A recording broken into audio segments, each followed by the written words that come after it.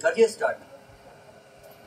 तो आज हम क्या करते हैं, हमने पिछली क्लास में एनर्जी के बारे में पढ़ा था, kinetic energy and potential energy. अब actually law of conservation of energy पढ़ना चाहिए, लेकिन आज क्योंकि अब मेरे पास टाइम कम बचा है एंड आप मुझे याद दिला दोगे जब 7 o'clock हो जाएगा, 7 बज जाएगा, तो आप याद दिला देना मुझे, है ना, ताकि आपको छुट्टी मिल जाए सही समय पे। तो कम टाइम है, इसलिए आज अपन क्या करते हैं कि नया टॉपिक पढ़ लेते हैं, रैंडम टॉपिक पढ़ लेते हैं, क्योंकि जो टॉपिक दूसरा पढ़ेंगे तो वो होगा नहीं। जो हमको प्रूव करना है मैथमेटिकली कि लॉ एनर्जी रिमेन्स कांस्टेंट और total energy always remains constant, वो नहीं करेंगे। हम पावर का डेफिनेशन पढ़ लेंगे आज। See what power is. Power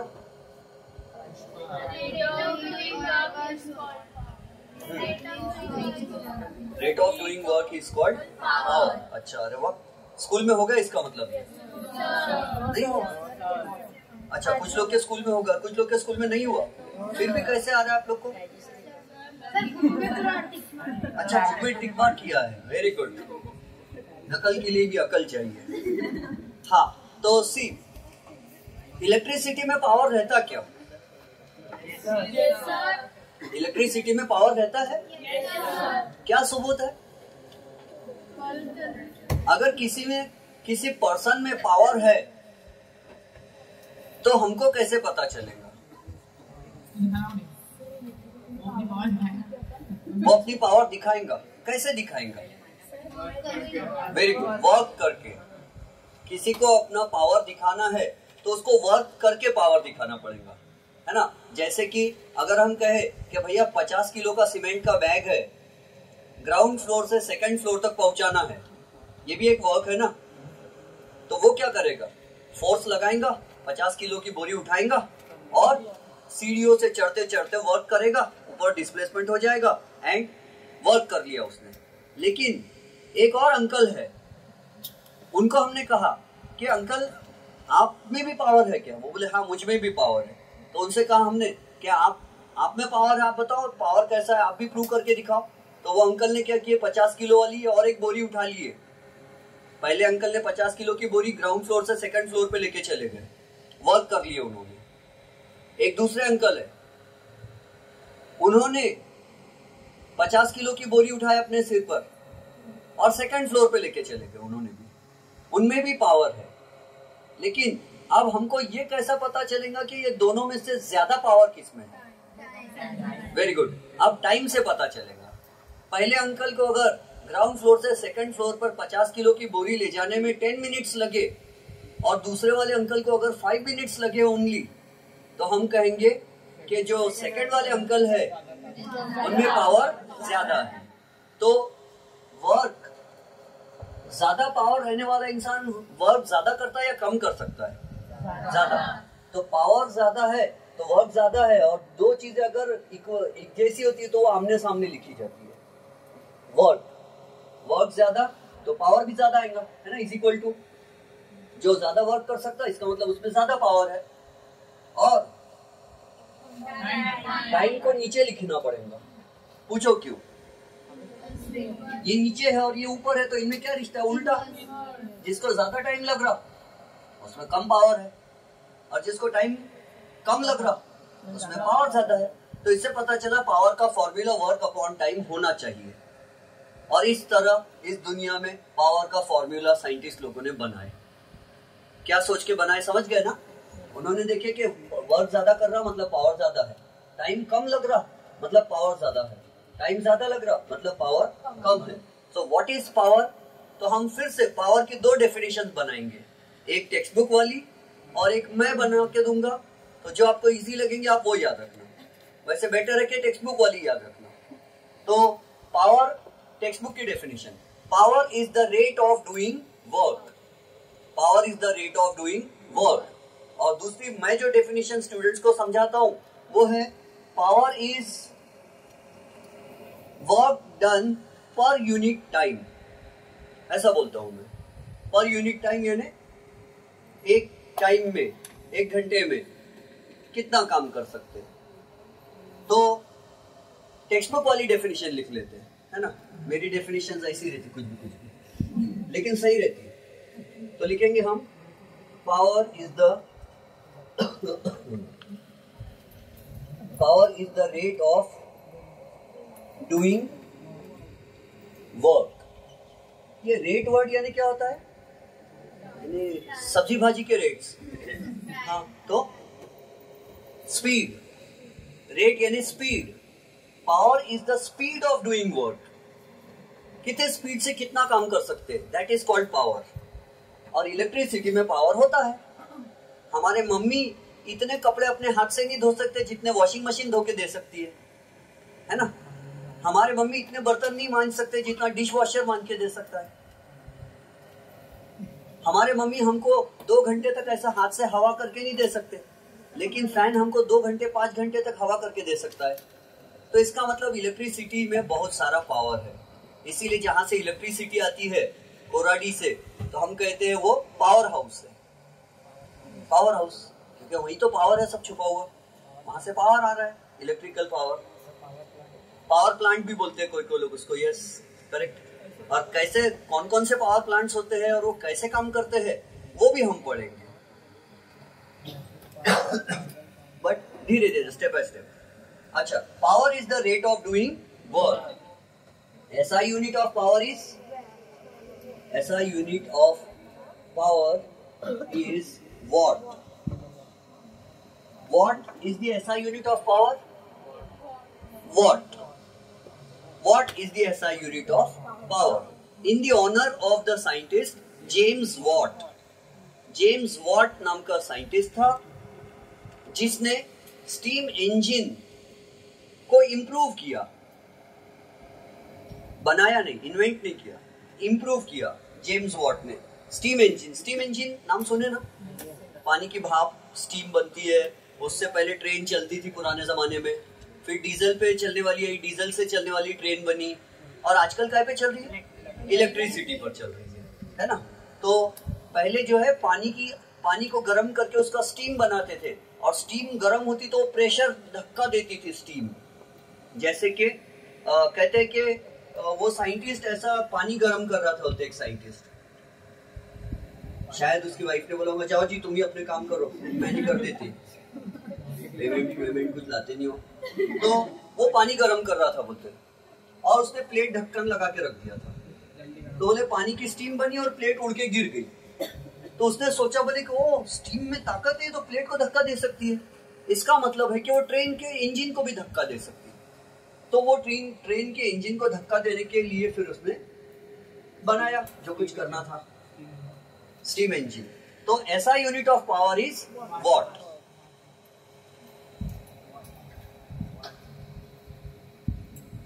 और क्या बोलते हैं? हाँ, क्या मैं ऐसा भी बोल सकता हूं कि पावर का कोई और यूनिट भी हो सकता है? पावर का क्या लिखे फॉर्मूला हमने? Power is equal to work upon time.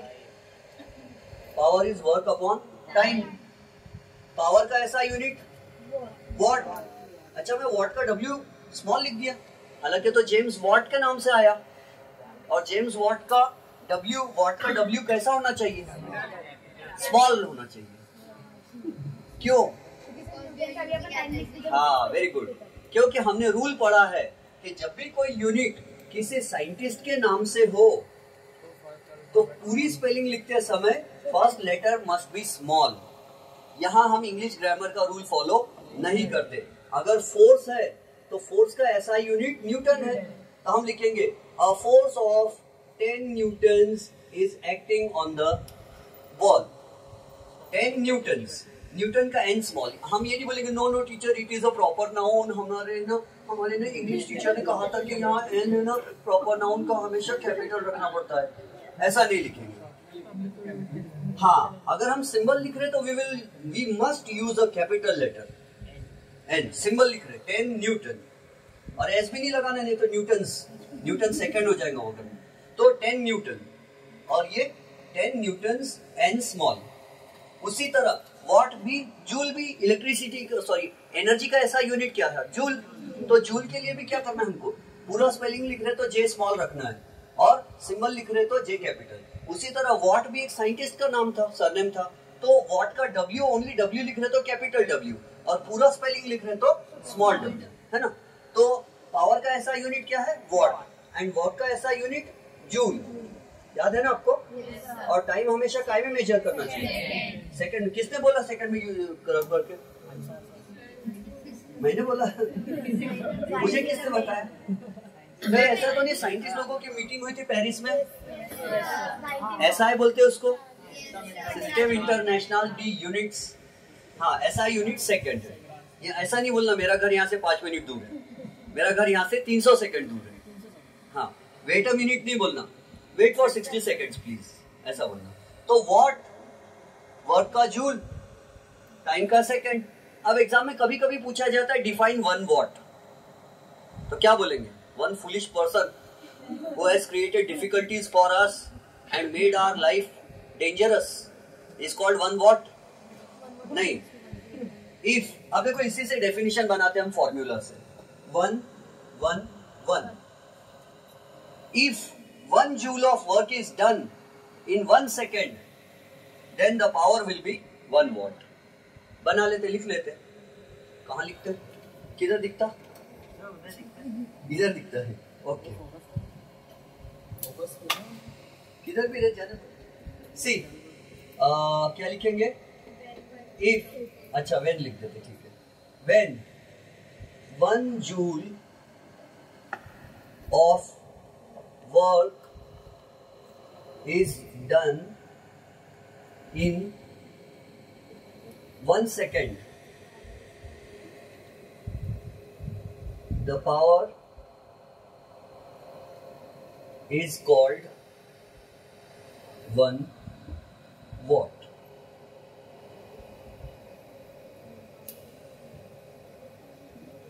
When 1 joule of work is done in 1 second, the power is called 1 watt. 1 joule 1 second में, तो इसका मतलब 1 वाट, जूल सेकंड वाट, है ना। When 1 joule of work is done in 1 second, the power is called 1 watt. लेकिन अगर किसी चीज में ज्यादा पावर रह गया तो किलोवाट, किलोवाट, हाँ 1 किलोवाट यानी कितने वाट, 1000, वेरी गुड। किलो का मतलब हमेशा क्या होता है 1000, किलोमीटर यानी कितना, 1 किलोमीटर यानी कितना मीटर, 1000 मीटर, 1 किलोग्राम यानी कितने ग्राम, 1 केबी यानी क्या होता, 1 किलोबाइट। मोबाइल फोन में रहता था ना एक जमाने में केबी, आजकल तो जीबी टीबी रहता है ना। अच्छा, और ज्यादा पावर है तो किसी में 1 किलोवाट से भी ज्यादा पावर है तो 1 मेगावाट। हाँ, मेगा यानी क्या होता है, 1 2 3 4 5 6 वॉट, और इसको लिखते 10⁻⁶ वॉट, और इसको लिखते 10⁻³ वॉट। 1 किलोवाट, 1 मेगावाट, हाँ, और अगर और भी ज्यादा पावर है तो 1 गीगावाट। गीगा यानी क्या, 1 2 3 4 5 6 7 8 9 वॉट, यानी 10⁻⁹ वॉट।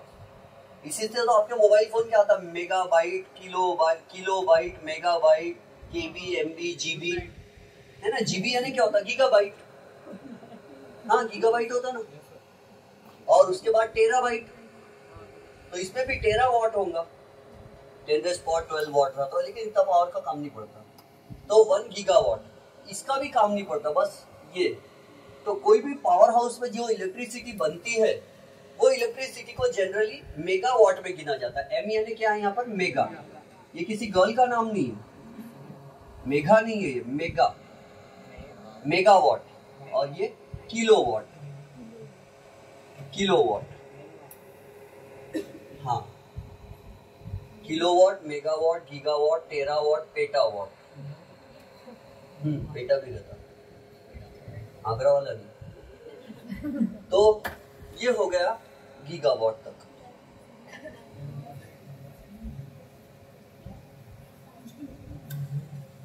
अब हम सीखेंगे इलेक्ट्रिसिटी का बिल कैसे फाइंड करना।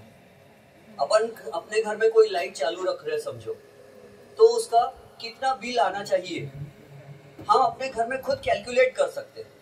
जब वो इलेक्ट्रिक बिल वाले आएंगे और बोलेंगे ये लीजिए आपका इलेक्ट्रिसिटी बिल, तो बोलना वो ले जाओ, हमने खुद अपना बिल निकाल लिया है, कितने रुपए आया उतना रुपया हम पहुंचा देंगे आपको वहां पर। तो अपन खुद अपने घर में बैठे बैठे अपना इलेक्ट्रिसिटी बिल अपने हाथ से कैलकुलेट कर सकते हैं। कैसे? तो पढ़ते हैं उसको, ये मिटा दूं?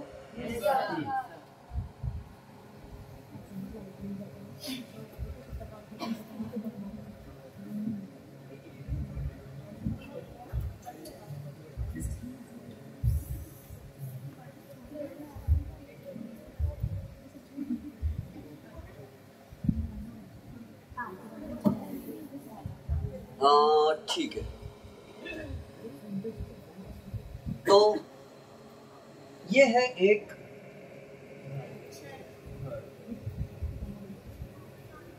आजीबाई की झोपड़ी।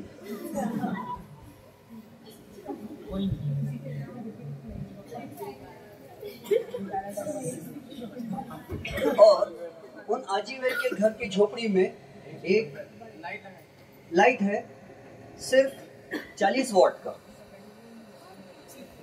40 वॉट। उस आजीबाई की प्रॉपर्टी कुछ ज्यादा नहीं है, 2 वक्त की रोटी और 6 घंटे की नींद।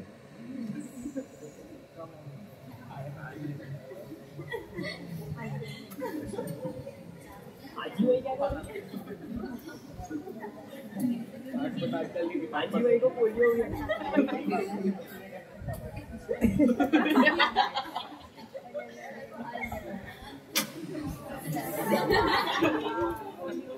बेचारे को पोलियो हो गया। ये शांति लगाती है। ये एक आजीबाई है, इनके घर में 40 वॉट का एक बल्ब है, यही इनकी इलेक्ट्रिकल प्रॉपर्टी है। उनके पास और कुछ नहीं है, 40 वॉट है ना।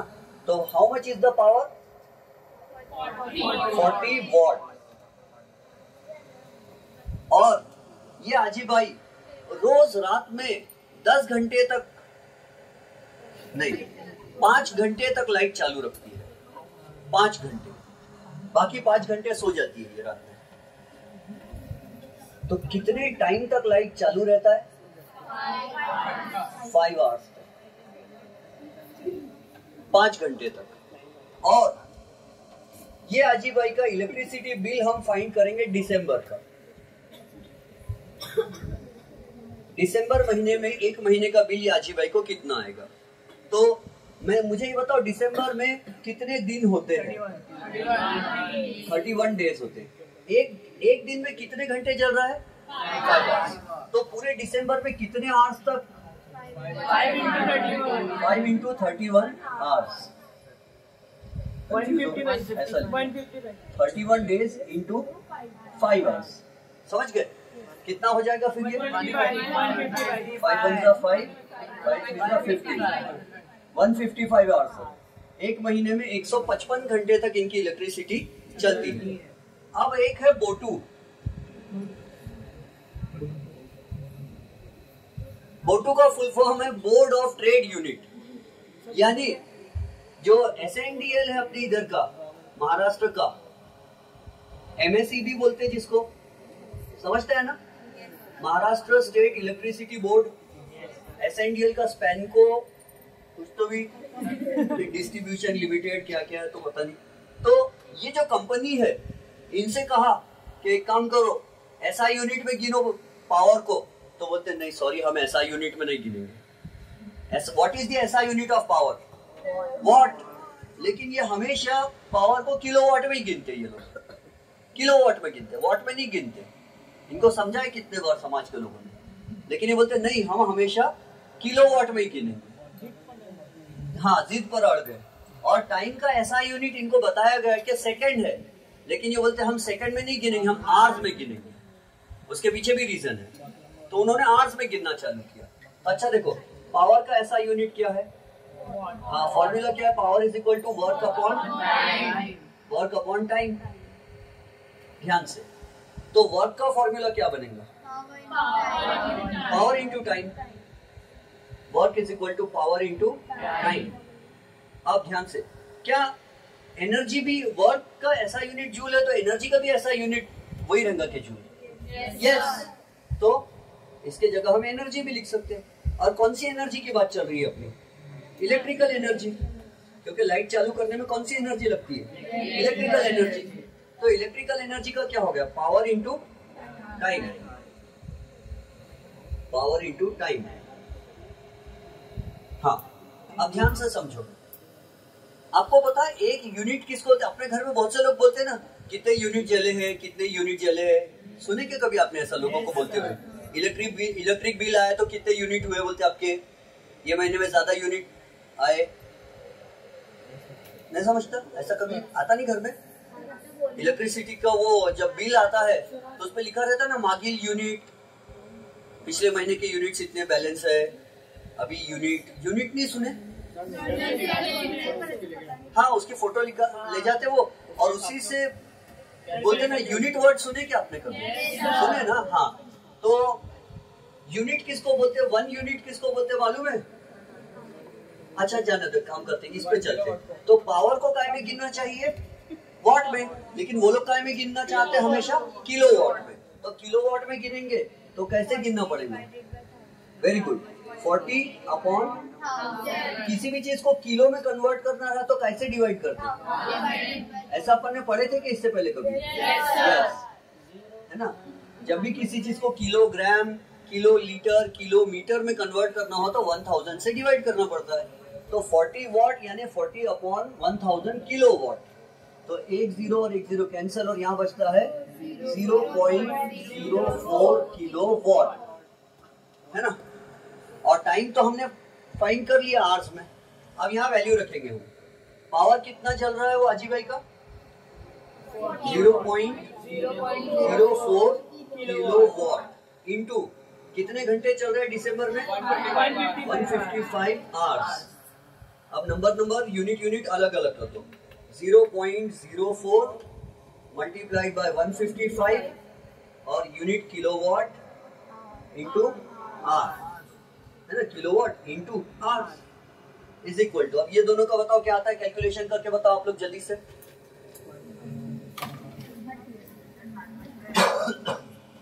155 मल्टीप्लाइड बाय 0.04, 0.62। ओके, पक्का है ना? लेकिन 6.2।